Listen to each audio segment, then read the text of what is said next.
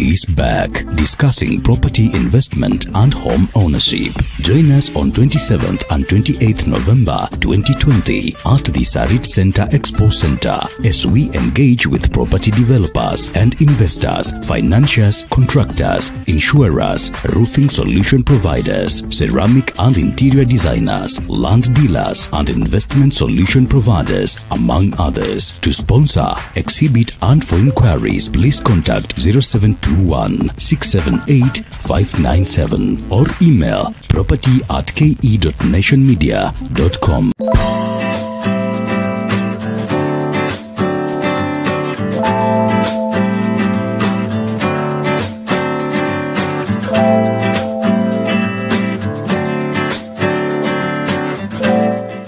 We'll take nothing for granted and always remember to taste the simple joys.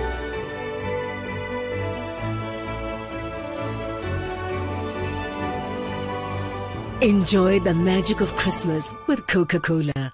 When I cook Nutri for my family, I always use my 4-to-1 rule. To begin with, mix 1 cup of Nutri with 4 cups of cold water, and then you stir it and try and get a smooth consistency. Heat up your stove, then you pour your mixture into your pot or pan. Cook it for at least 5 to 8 minutes, and voila, you're done. Nutri, every spoonful counts. Jiko Koa, Kenya's highest saving, longest lasting and biggest Jiko, cooks fast using half the charcoal compared to other Jikos, so you use less fuel and receive extra savings. Enjoy our great discounts and save an extra 500 Kenya shillings when you buy Jiko Koa at your nearest shopping outlet. Every day, you hear news reports about the violence that children face. We face sexual violence that tears our lives apart.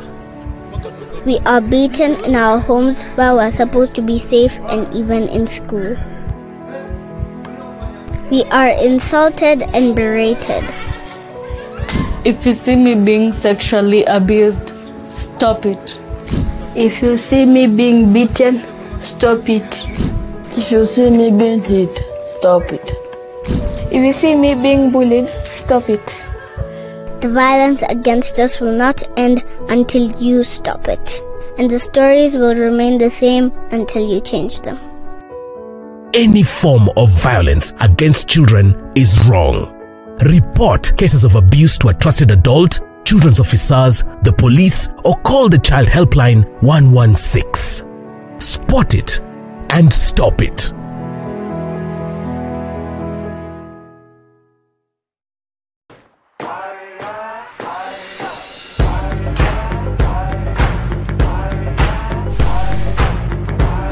Africanacity is Lona Ruto recycling plastic waste into fencing poles that preserve the planet. At ABSA, we love Africanacity and believe in working with you to get things done. Oh my, oh my, oh my days. Life is wonderful. Life is wonderful. Life is wonderful. Life is wonderful. Never understood. Never understood. Life can be this good.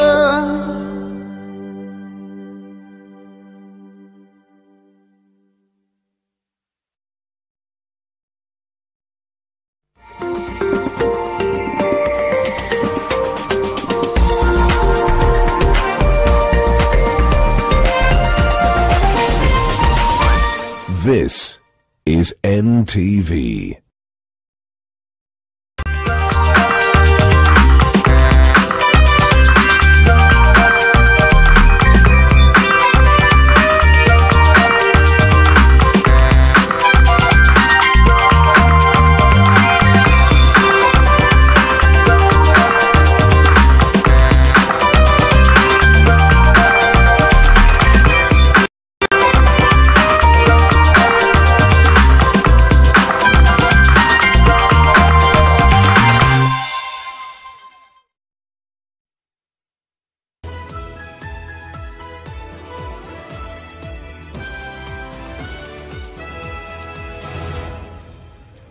Welcome to NTV at One. I am Julians Amboko. Kenya is set to receive yet another loan from the International Monetary Fund just 6 months after the country received a $740 million facility from the fund. This follows conclusion of the fund's virtual visit to the country, which took place between the 27th of October and the 17th of November. The new facility, whose amount is not disclosed yet, is seeking to strengthen the economy's recovery in view of the COVID-19 shock.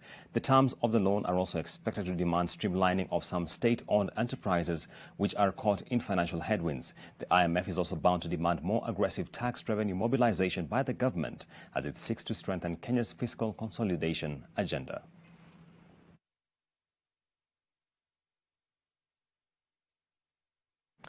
And on some sad news, the medical fraternity has been hit by the death of yet another prominent doctor. The Kenya Medical Practitioners and Dentists Union has announced the demise of eminent nephrologist Professor Anthony Were. This comes amid reports that more than 2,000 healthcare workers across the country have tested positive for COVID-19. Dr. Were is now the 11th doctor among the specialists to succumb to COVID-19. Overall, 30 healthcare workers have succumbed to the virus, I should say. Among the doctors who have succumbed to COVID-19 are Dr. Jacqueline Njoroge, who was a physician, Dr. Vladimir Shutkin, who was a bariatric surgeon, Dr. Anthony Alushula, who was an orthopedic surgeon, Dr. Adisa Lugaliki, who was an obstetrician gynecologist, Dr. Hudson Inyangala, a public healthcare specialist. Yesterday, 19 people succumbed to the virus, with the number of those affected by the virus crossing the 75,000 mark. Healthcare workers claim the government has neglected their plight of the frontline workers as they have issued a strike notice. Now, a second wave of the invasion by desert locusts is set to hit the country starting next month, and the Ministry of Agriculture is on high alert as swarms have been spotted already in northern Kenya. Bridget Ngana is in Naivasha following up on the updates from the Ministry of Agriculture and FAO and joins us now with the latest. Let's listen in to what CS Munya is saying. They come, there is also multiplication locally and all that, so it's something you keep reviewing moving forward. But we have enough chemicals to last for us for... if we can get the magnitude of invasion that we had last time, then we have enough. We have also a lot of equipment. We've seen where we need to add more equipment. We've a lot of vehicles, drivers. We've also looked at where we may require to add. So we are adequately prepared.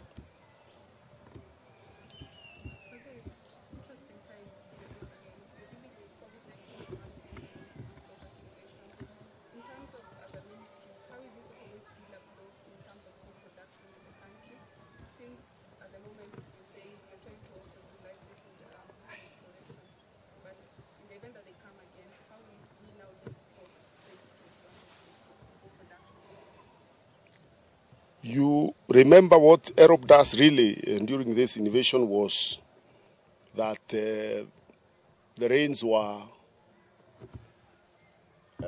very adequate, in fact more than adequate, and it continued raining for a long time. So even where there was destruction, there was regeneration.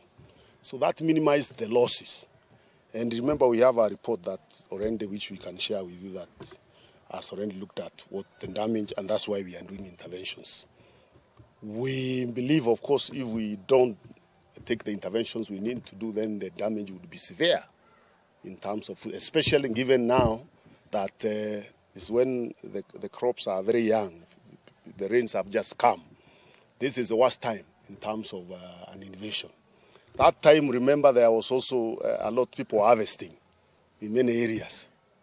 Maize was being already dry and being harvested. So the destruction that could have been would have occurred if the crops were young and did not occur. So the timing this time could be very bad if we don't take measures to make sure that we manage them from the front line. Remember, there has also not been very adequate rains in the pastoral areas where they are coming. So you can imagine if they are not controlled in good time, the little pasture that is there will also be destroyed, and therefore there will be a challenge for our livestock in those pastoral areas that depend largely on livestock.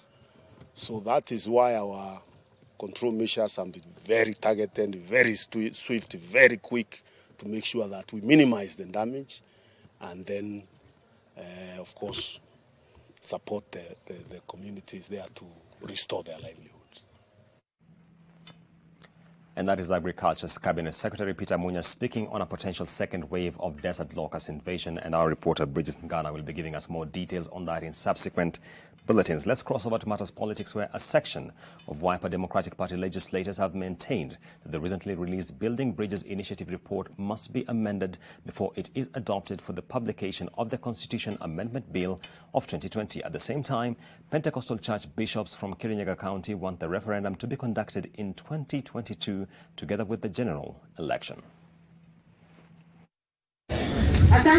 The Wiper members of parliament took the BBI debate to Kilome in Makueni County. Led by area MP Thaddeus Nzambia, the leaders want what they have termed as offensive clauses in the recently released BBI report to be amended before it is adopted. Whatever is not included in the document, we must edit it. If even today we are discussing changing the Constitution of 2010, which is a superior document, how can you tell us then we cannot even amend her report? Then inamaanisha we are not serious as Kenyans. Kuna vitu watu wanaona haziko sawa, sirekebishwe tuweze kusonga na mbele. Because hatuwezi sema ati BBI ni baya. We are supporting BBI but with reservations. Public participation, the leaders say, should be the foundation of the final stages of the BBI process so as to respond to the needs of the ordinary mwananchi. Let us polish up this document so that we carry all Kenyans along. If it is to serve the purpose it was made for. If we rush it, it will only be with the political class and wananchi will be left behind. Meanwhile, a group of Pentecostal bishops in Kirinyaga County have criticized the government for failing to avail the BBI documents to ordinary Kenyans for them to be able to make informed decisions. Hata mimi nikiwa chairman wa forum hii sijaipata kuiona. Na tunasikia kuna watu wanaenda wakifundisha watu. Wanawafundisha nini? Tulisema tupewe tujisomee. Kama ni 22 tuweke sanduku la referendum pale, tuchague viongozi, na sanduku la 7 liwe la referendum tukichagua viongozi.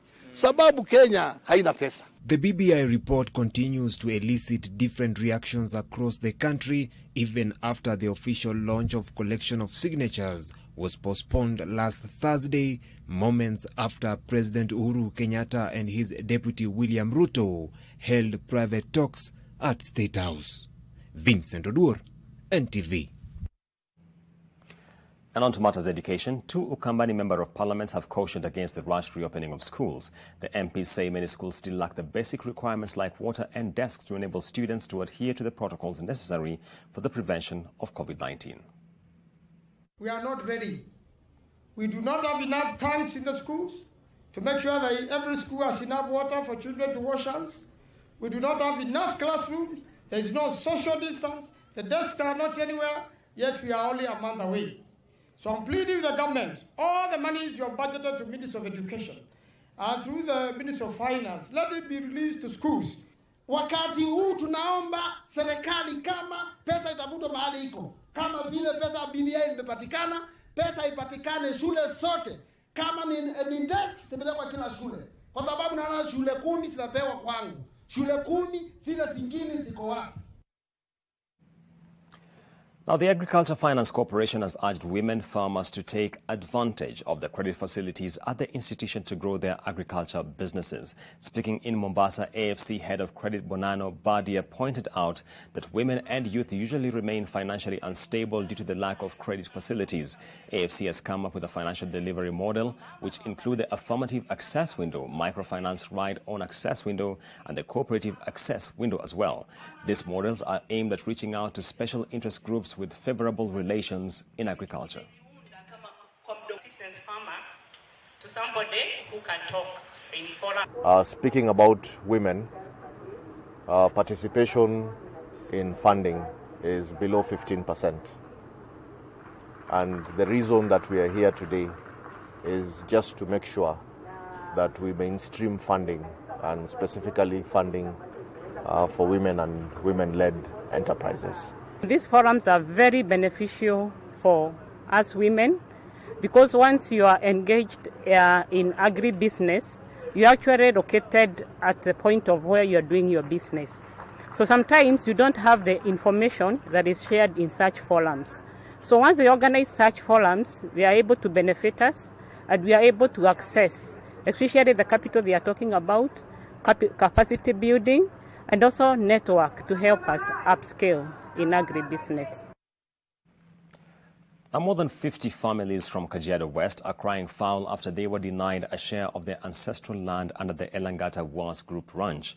The families have accused the leaders of the group ranch of orchestrating a scheme to disinherit the rightful owners of the land.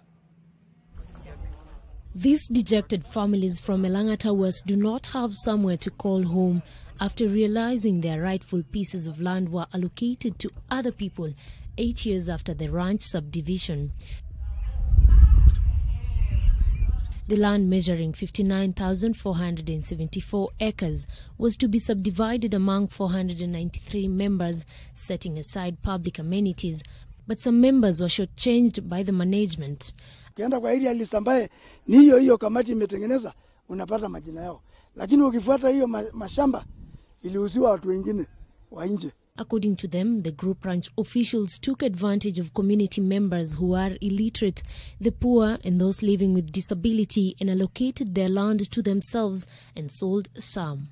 Kwa sababu mimi ni kipofu au ni dhaifu, sina uwezo yoyote, wakanipokonya. Alafu baada ya kuuliza tukaenda Kajiado mimi na hawa. Wakaniambia jibu moja. Mara si mara ya kwanza, mara pili. Huna deni ya shamba lakini hutapata sasa. We have in excess of 42 members. Actually more are coming. I imagine there might be even more than 50 members who do not have land. The group ranch officials deliberately cherry-picked the most vulnerable community members who they knew that it will take them time to secure justice for themselves. So they chose the widows, any person who's so poor that he cannot, mobilize sufficient resources to go to court, any orphans, and people with disability, any person who has any disability, like the blind people, others who probably have are mentally challenged and so forth. Those are the people who are cherry-picked. The victims are now urging the relevant authorities to intervene as they have been left desperate with nowhere to call home. Nayoma Sampao, NTV. And on some tragic news, Peter Mwangi, a popular DJ within Kericho, has passed away alongside his wife Yvette Chepkemboy in a tragic road accident. Mwangi, better known as DJ Mwas, and his wife were the only occupants in a saloon car that was traveling along the Kericho-Litein Road. According to eyewitnesses, a trailer, which was carrying electricity poles towards Kericho, lost control after it hit a road bump and swerved into Mwangi's car. The car was dragged by the trailer for a few meters before it fell into a ditch, killing the two on the spot. Mwangi's father stated that the two had gone to Litein to buy a goat for their one-year-old baby whose birthday was going to be celebrated today.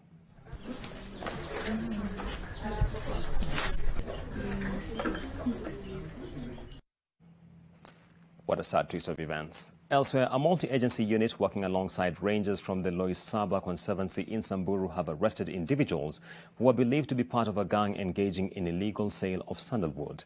The trail led them to a lorry carrying the consignment of 3 tons of sandalwood from Matthew Ranges in Samburu County. The truck was stopped at the boundary of Samburu and Oldonyiro Sub-County. According to the Oldonyiro Assistant Commissioner, the wood from the endangered tree species is approximated to have a market value of 10 million shillings. The two suspects, identified as Kennedy Mutuma Charles and Judith Kuri Muriuku, are set to appear in a court on Monday. An investigation into the illegal activity by our NTV crew revealed a massive business that involves logging of trees, chopping and transportation of their intended destination.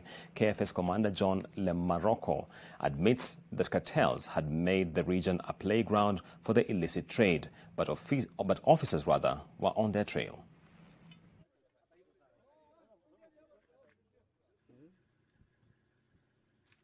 We are doing all we can in order to stop this business.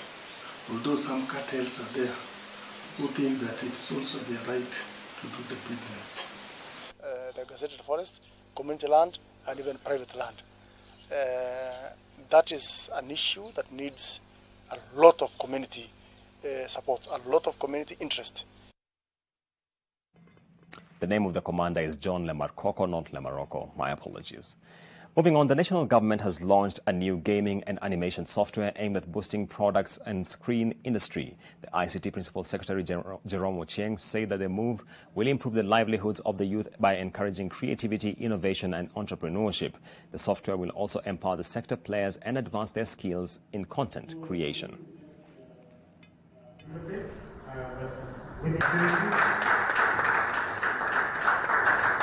We have delivered softwares that will enable the content creators to be able to develop, edit, and post-produce their content, both in areas of film, gaming, and animation.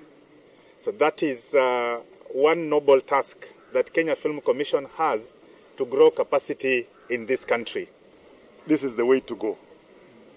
We are now going into a knowledge-based economy. Everything is technology-based. So ours is to assure Swahili Port and the youth that come from around and across the country that we are there for them, and we shall strive to work together with them in order to better their lives. Animation provides a lot of opportunities to our young people, because if you look at the challenges that our young people face, they are talking about employment opportunities. And I think this is one way of giving people skills. And once we get the skills and the tools to deliver, there is no reason why we should not be able to help animation movies for people from all over the world. And on that note, NTV at One takes a short break. We'll be right back with a lot more stories.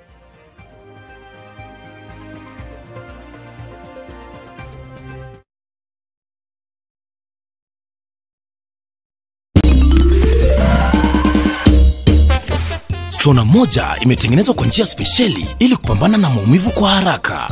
Sona moja ina aspirin kama kiungo. Sona moja, kitulizo kamili. Maumivu yakizidi, pata ushauri wa daktari.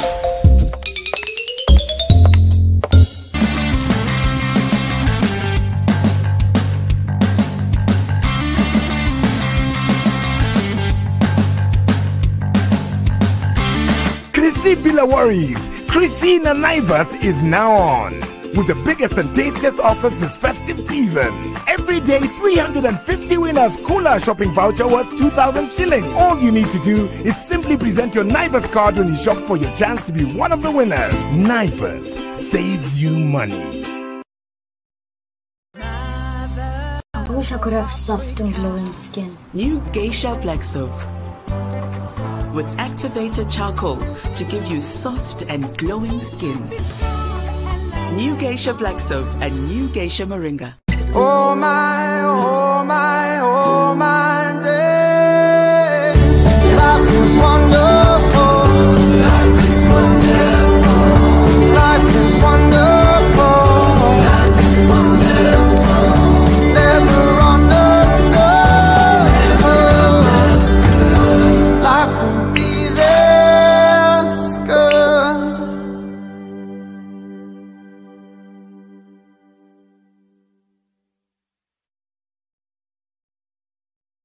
How powerful is the healing power of Vaseline?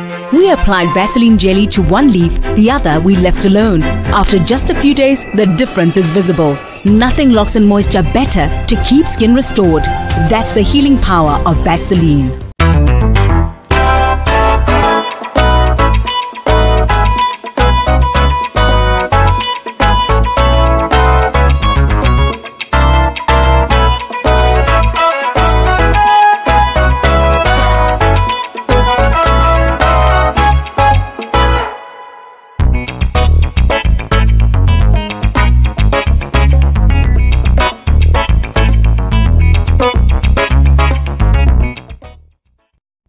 To help fight the spread of coronavirus, learn Lifebuoy's hand washing habits. Wash hands with soap or use an alcohol-based hand sanitizer.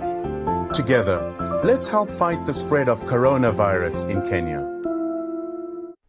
Parenting is all about learning when to be tough and when to be gentle. Tough, gentle. But when it comes to fever, you need to be both. Panadol Baby and Infant starts to work on fever in 15 minutes and is gentle on the tummy. Tough call. Panadol Baby and Infant. Tough on fever, gentle on your child. Ruiru Mabati Factory offers best quality Mabati at the most affordable prices. We pride in over 10 years experience. Our products have 15-year warranty and are KEB certified. We manufacture box profile, Europe tile, Jenga tile, corrugated profile, among others in a wide variety of colors. Enjoy our free delivery in just 72 hours. To order, call us now on 0111 050 700. Ruiru Mabati Factory, mali safi kwa bei poa.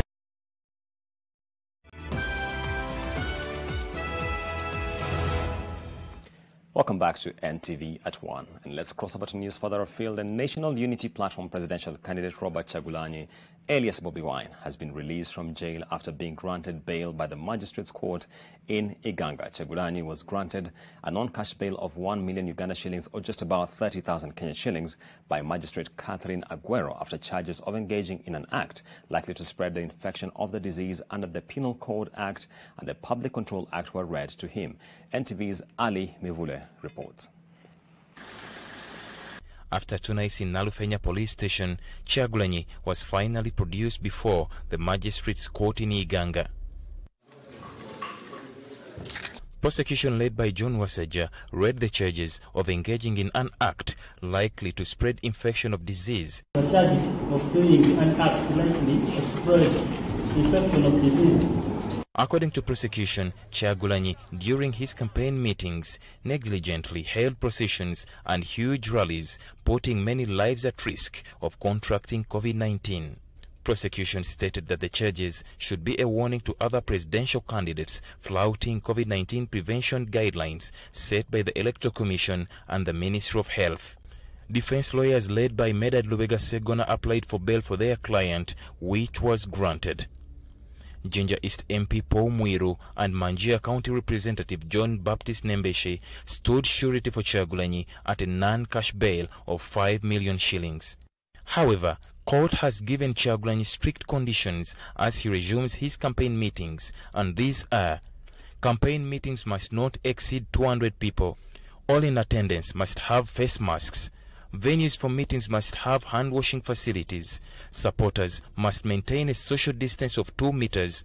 No procession to be allowed before and after any campaign meeting, and campaigns should not exceed the time stipulated by the Electoral Commission. We cannot be broken. You can imprison our bodies, you can tear gas and pepper spray our bodies, but you cannot touch our souls. He has been set free to go back to the campaign trail. If you are to go by the logic in this, how can you be allowed only to address 200 people? Imagine fueling 15 to 20 vehicles from Kampala to travel to Karamoja only to address 200 people. Chagulanyi is now expected to report before court on the 18th of December 2020. In the time he spent in detention, Chagulanyi was supposed to have campaigned in Luuka, Buyende, Kamoli, Liantonde, Kiruhura, and Mbarara. According to have campaign meetings in Isinjiro, Ntungamo, and Rukunjiri on Saturday. Ali Mivule, NTV.